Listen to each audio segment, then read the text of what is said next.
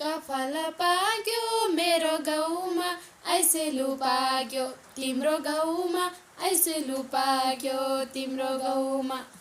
जिन्दगी भनेको यस्तै हो आज पो हो कि भोलि हो आज पो हो कि भोलि हो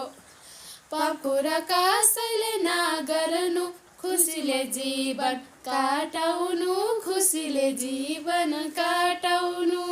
लासो कपाल पाक्यो टाउकोमा माग्नलाई आउँछु बाउकोमा माग्नलाई आउँछु बाउकोमा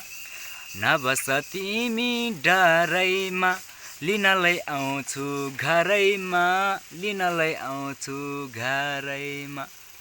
स्याङ्दन बाउको म छोरो गोजालीपछि हिँड्दैन गोजालीपछि हिँड्दैन ब्लोन्स्या छामेलाई देखेपछि अरू केटीलाई चिन्दैन अरू केटीलाई चिन्दैन खेल्नलाई आएको जुहारी बनाउँछु अब तिमीलाई थिङ्स्या आमाको बुहारी लसो